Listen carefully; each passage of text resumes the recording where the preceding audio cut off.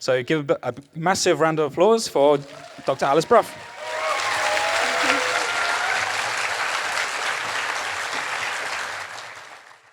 So for those of you who don't know me, I'm a vet, and I spent 4 years in the British pig industry, working with commercial pigs after graduating in 2015. In that role, I worked closely with hundreds of pig producers, from your sort of small family farm to big corporate, consulting on health, welfare, productivity. I dealt with emergencies, outbreaks of disease, inspections, and visited slaughterhouses periodically as well. Long story short, and I talked more about this last time, I went vegan about halfway through that 4 years, having been a very heavy meat eater with a sort of farming background. And I left in 2019 to start telling the world what I'd seen and done in that role.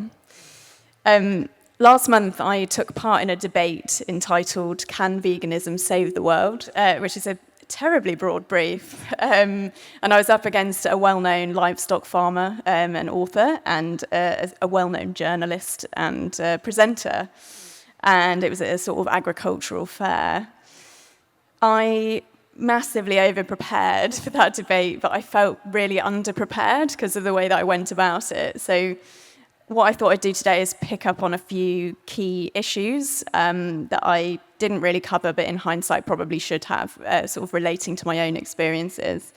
And then I'm going to chat briefly about some of the most useful takeaways I've gleaned over 3 years in activism, kind of working with various different organisations and on all different types of sort of campaigns and stuff. So, I'm going to begin with what is considered one of, if not the biggest threat to global public health, but it's seldom discussed and I think probably poorly understood.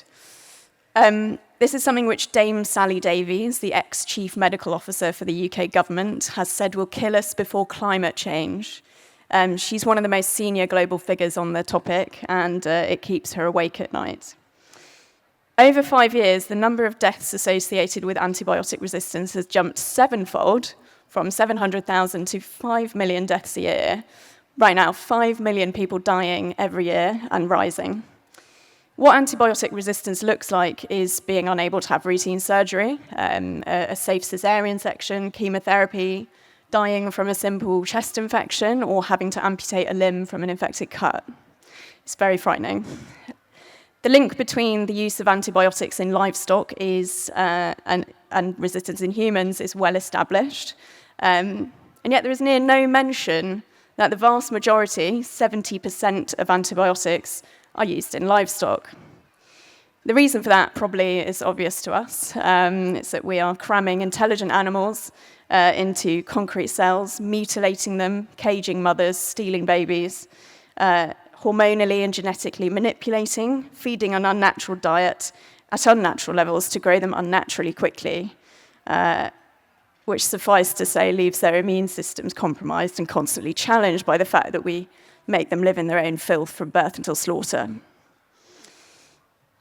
I've been banging this drum for a few years now, having seen the development of resistance in real time in pigs during my time in practice. We've made a documentary on it called The End of Medicine, and I'm currently lodging a case with the European Court of Human Rights with scrap factory farming, which is up on the screen behind me. And we're finally starting to see some headlines trickle in. Just in the last few weeks in the UK, highly resistant strain of MRSA from pigs associated with increasing numbers of infections in humans. MRSA is the one that kills you in hospital. Potentially fatal drug-resistant superbug, different one, found in 10% of sampled UK pork products. Salmonella outbreak at a large poultry factory in Hull. Dangerous strain of antibiotic-resistant salmonella becoming more common in UK poultry, beef, pork, and animal feed. This is all from voluntary surveillance, by the way, so I suspect the issues are a lot worse than what's actually being reported. Salmonella was something I was being called out to treat with mass medication most days during my practice time. And the attitude was generally to avoid looking for things like MRSA so that you didn't have to deal with the consequences when you found it. Antibiotic use in livestock is a little lower in the UK, though mass medication still accounts for over 3/4 of that. But total usage doesn't really give the whole picture. It's misuse that creates resistance, and let me tell you, that is rife. We rely on farmers to promptly diagnose an animal by eye, select the appropriate antibiotic, administer it in the correct way at the correct dose for the correct length of time. This very often doesn't happen, particularly when you've got hundreds of thousands of animals being seen to by one stock person. And some are just seemingly incapable of following instructions, even after 12 repeats of the same conversation from me. We've failed to follow suit this year with the EU ban on routine preventative mass medication, saying that we trust vets to make these decisions. These are the same vets that rely solely on the industry continuing at this level of production to make a living. The problem with banning preventative use, of course, would mean that animals suffer and die on an enormous scale, so their hands are tied. Incidentally, there were still vets prescribing growth-promoting doses of antibiotics when I was in practice in 2016, even though that's been banned since the 90s. And that's the thing with these industries, is that they're never proactive. They drag their heels until they're forced to react under pressure, often actively campaigning against improvements. And our government obviously has absolutely no qualms in importing animal products that are raised with vast quantities of drugs from birth to slaughter. We can be exposed to resistant disease directly from animals, particularly farmers, vets, and slaughterhouse workers. In food, one study found fecal bacteria in 90% of the meat products it tested, and in the environment. Have you ever wondered how you get food poisoning from salad? It's got poo on it. The 90 million tonnes of animal waste deposited on fields every year in the UK contain all the viruses, the bacteria, the parasites, plastics, heavy metals, chemicals, pharmaceuticals, hormones, antibiotics that have gone into those animals and their environments. The farm pollution in Britain's rivers is so severe that not a single one is deemed safe for swimming. Falling off your paddleboard, you might as well be drinking from one of the portaloos out there. The cost of foodborne disease here in the UK is £9 billion a year, and this is a country with supposedly rigorous food safety standards. It would, of course, be zero if we didn't farm animals and you could feed and house the homeless for less than that. This will worsen with reduced function of medicines, as I've already mentioned, increased consumption of animal products and climate change. Already, 2 billion people lack access to antibiotics. Somehow, approximately 200 billion farm animals can be supplied with those medicines. That's including fish every year. 1/3 of the world's population lack access to safe water for drinking, while 1/3 of freshwater use is in livestock. I feel like that's quite an obvious fix. A WikiLeaks report from 2009 revealed a conversation from Nestlé and the the US officials. Nestlé's own research showed that the world will run out of fresh water in the next 30 years, and one of the greatest reasons for that is the global demand for animal products. 800 million people are starving, yet 80 billion land animals are rapidly fattened for slaughter every year. Indigenous people are slaughtered to make way for cattle grazing and animal feed. Are we getting the picture? We are responsible for that here in the UK. Our land footprint is 1.4 times what we actually farm here for food, including 1 million hectares of Amazon rainforest land, just for livestock feed. Even if you eat local, your food doesn't eat local. Your pasture-grazed beef uses so much land that we're exploiting the lands of others. Its greenhouse gas emissions are so steep that you would have to fly a kilo of peas 100 times around the world to match a kilo of beef. People love local meat, though, don't they? In my experience, farms supplying these butchers, farm shops, can just be just as hideous, if not worse, than what we might class as intensive farms. In fact, sometimes what happens is a contractor will be so bad at looking after their pigs, they will lose their contract with the corporate and then look to strike up a deal with the local butcher, and people then pay a premium for that. Has anybody heard of Isabella Tree and the Knepp estate? Yeah, a few people. She basically inherited some land and wrote a book on rewilding and grazes cattle on that land at a very low stocking density. It's kind of a favourite for people to cite as a reason to continue consuming meat. But the reality of this regenerative farming, if rolled out as a model, would provide enough meat for approximately 1 meal a year, and that's including the offal and cheap cuts, so an equivalent to 99.5% reduction in meat consumption. That was the original Nep Estate story, get this. They're now more than tripling the herd, mob grazing, which has no scientific backing for the claims on improved biodiversity, and housing them in barns over winter to turn a profit. The exact opposite of what they set out to do. So even the poster child for this sort of rural dream of regenerative farming has been sullied. 28% of the world is pasture and provides us with only 1% of our protein. The figures are even more stark in the UK, with over half of our land being used for grazing animals. If we were to switch to purely organic animal production, another favourite excuse in England and Wales, we didn't need an extra 40% more land. Rewilding this land and the rest of the land used for feeding animals, by the way, is our only realistic chance of mitigating the worst of the climate disaster. These are just a tiny handful of nuances to the overall environmental monstrosity that is animal agriculture. Since I was here speaking last year, a case against me came to a conclusion after about 18 months of back and forth. I was under investigation by the Royal College of Veterinary Surgeons. It's quite a big deal. They can strip you of your qualifications and stop you from practicing as a vet. I worked very hard for that degree. The accusation was that I brought the profession into disrepute by going on the telly and insinuating that red tractor certification is not worth the paper it's written on. Now, for non-UK people, red tractor is like a farm assurance scheme. Having carried out red tractor inspections for 4 years, I will do more than insinuate.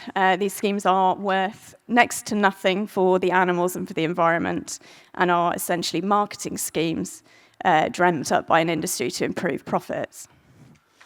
That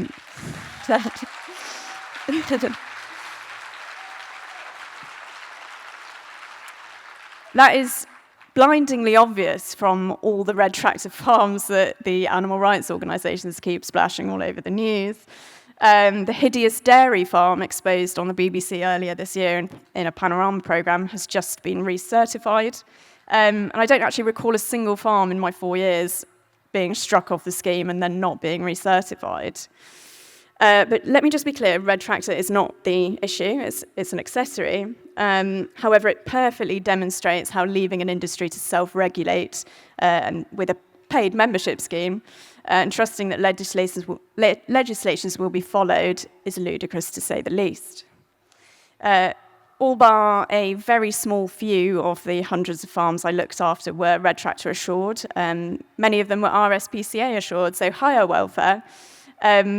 And now I've got PTSD, so despite my visits being prearranged, it was bad enough for that. So that probably gives you an idea of the extent of animal protection afforded by the marketing schemes. I was seeing welfare issues across the board, and I think when you think high welfare, probably pigs cannibalising each other through stress isn't the first thing you'd think of, but that is everywhere. The Royal Society for the Prevention of Cruelty to Animals, in my mind, should not be giving the thumbs up to gas chambers for 20 years. That for 20 years, the industry itself has had to admit is inhumane. I had a conversation recently with a politician who farms cattle.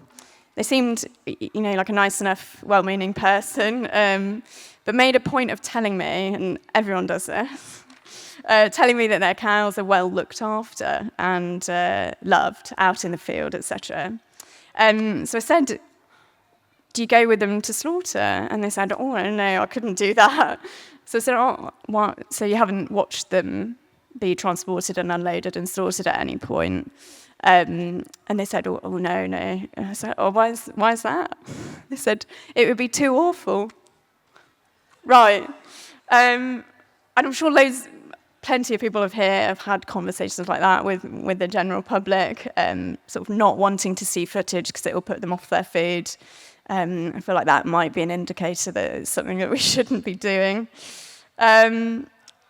I spoke in this debate the other week about the social implications of basing a food system on violence. But I did talk about that extensively last year at Vegan Campout, and that speech is online, so I won't repeat myself. But sitting next to a Somerset livestock farmer whilst telling everyone that it was, in fact, a Somerset livestock farmer that murdered my brother in 2020 was not the most comfortable I've ever been, I must say.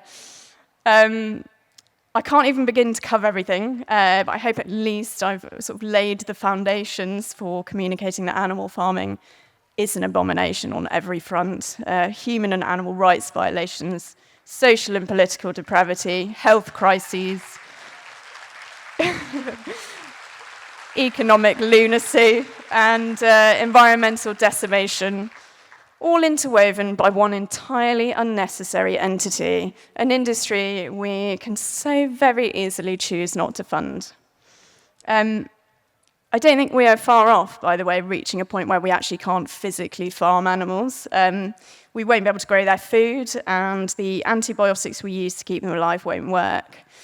Question is, are we going to prioritise being able to grow food for ourselves and save our own lives with medicines, or are we going to squander that all for a steak? And I hope anybody with children thinks long and hard about their answer to that question.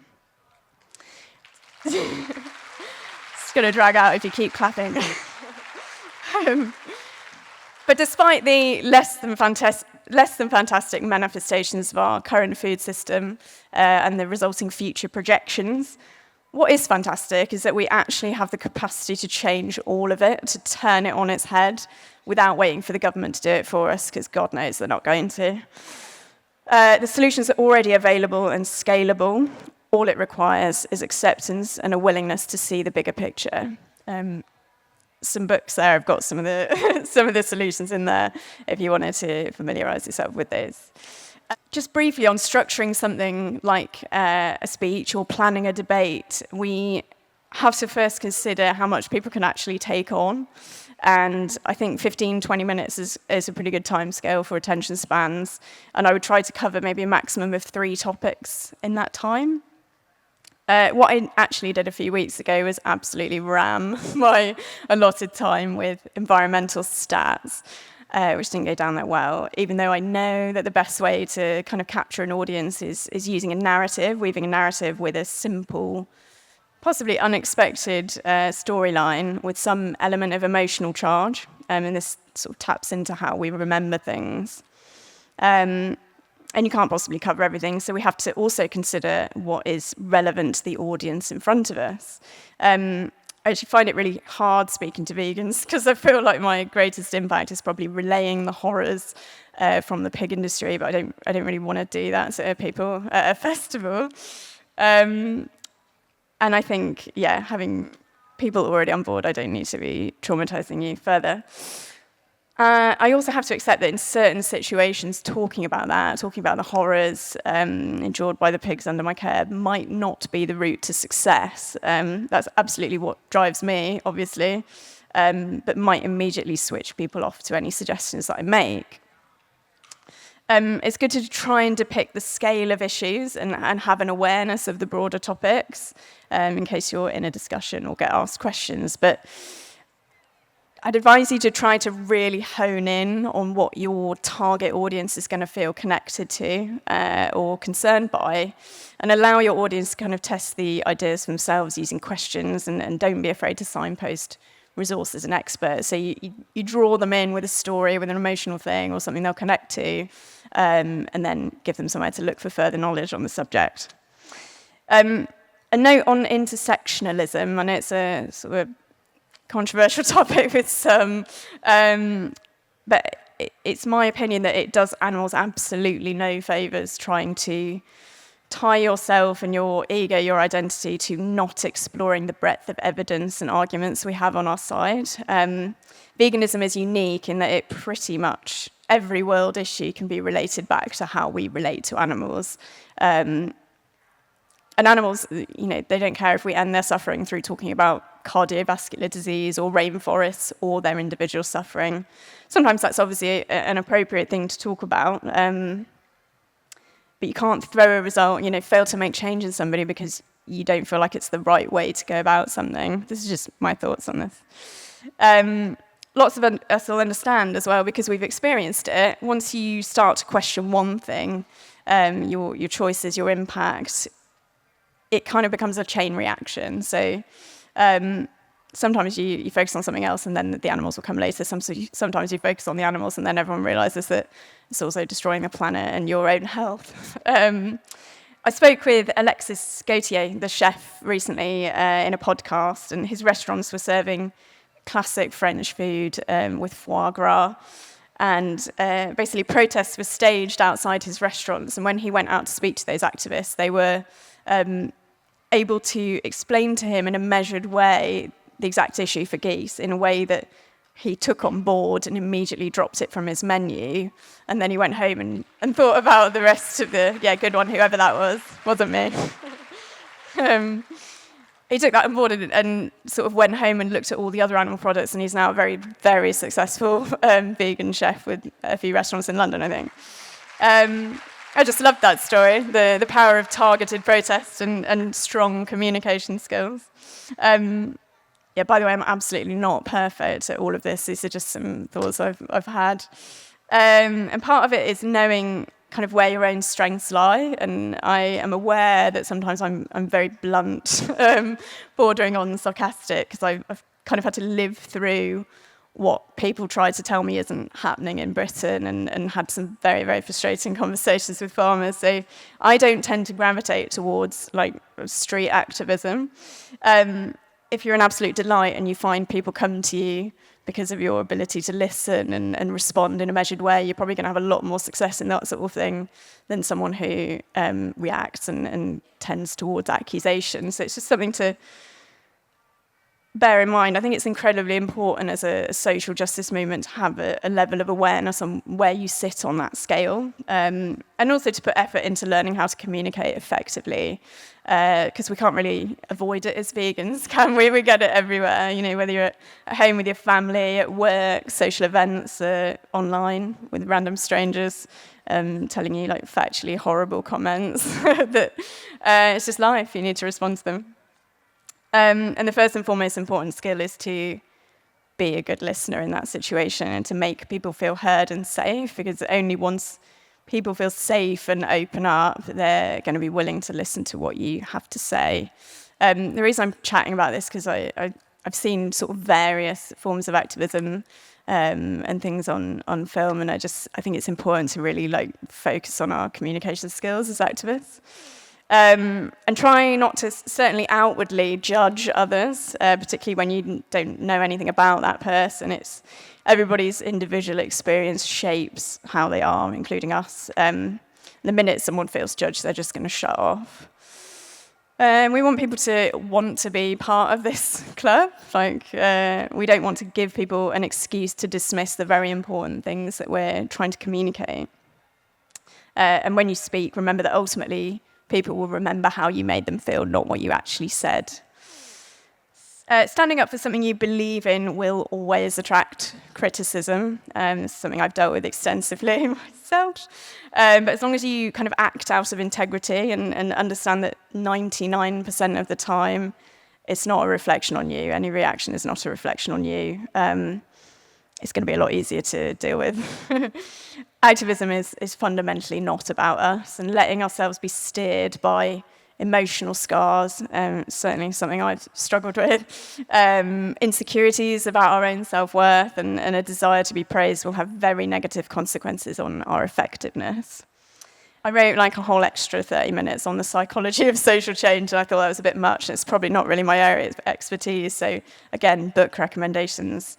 A lot of it's really counterintuitive, so I would recommend just checking that out. It's the Change of Heart by Nick Cooney. Give it a go. I know you're all sat there thinking I've told you to cover a maximum of 3 points and then delivering a thesis. Sorry about that.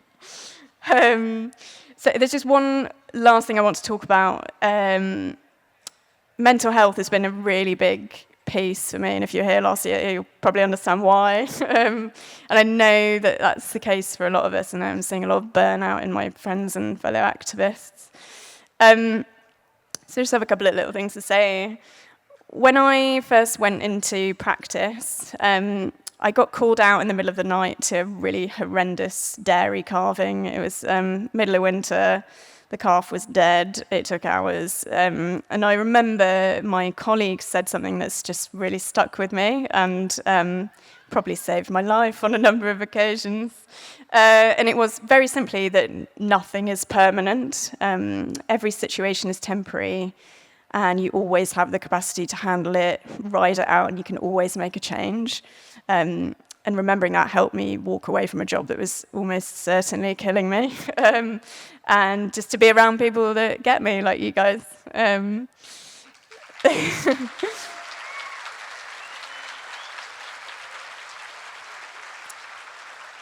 final thing I want to say is just please get involved.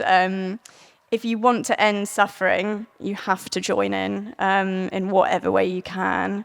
We are collectively a lot of voices, and we really have to use them to drown out the noise from the exploitative industries.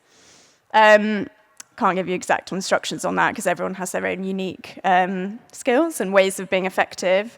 And I would encourage you to be creative on that front and don't get stuck in what society deems appropriate forms of activism. But what I can say is that mass civil disobedience is incredibly effective when it has the numbers. Wow, that was loud. Sorry. How many police do you think it would take to stop 4 million British vegans shutting down the supply of dairy in September, for example? Too many is the answer. There are not enough police, not enough jail cells, so please bear that in mind. Come along to the Animal Rebellion talk at, I think it's 7:45 this evening here. And please also come along to Camp Beagle's talk tomorrow evening. Helen, down here, is going to hang around at the front. She's organising car shares to go there after this event, if anybody is free and able. Again, not much they can do when absolutely loads of us turn up, so bear that in mind. I'll also hang around for a little bit because I'm aware I've probably massively overrun. There's no time for questions. 2 minutes, wow. 2 questions. Okay. Thank you for listening, anyway.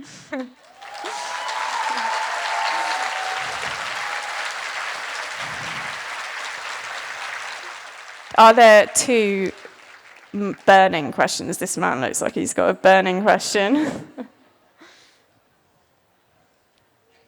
Yeah, can you hear me? Yeah. Yeah. Hi, I'm Benjamin from Finland, and I think like we have this viral vegans organization in Finland, and yeah, I really agree with you that it's not enough that you're vegan, because that's like the bare minimum you can do. And yeah, I think like, yeah, what are your tips for people who, I think there are many in the audience who have never done activism, so how to get involved, because I think that veganism should go viral as COVID went viral in a good way.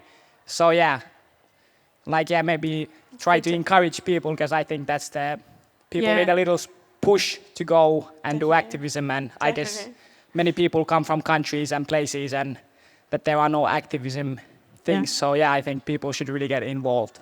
Yeah, thank you. Thank you for that comment. I guess I'd say start local, like see what's in your local area first off, and just have a go, like feel into what you're good at. You might go along to, I don't know, a Cube and street activism and find you brilliant at having one-on-one conversations, and just give it a go. Be creative. Realistically, we've got a long way to go in this fight. So if anyone's got any like amazing talents that aren't being utilised, think about how you might incorporate those. Alice, mine's not actually a question. I just wanted to say thank you. I recently did a talk at Halifax University, and we don't have The End of Medicine available yet to watch in the UK, but I used the trailer, and just the way that you emoted your feelings and thoughts in the trailer affected a room full of Texan pig farmers. Wow. And so I just wanted to say thank you for that, because it's absolutely brilliant, and I can't wait to see the End of Medicine film. Thank you. Okay, I think we're good. Thank you so much, everyone, for listening.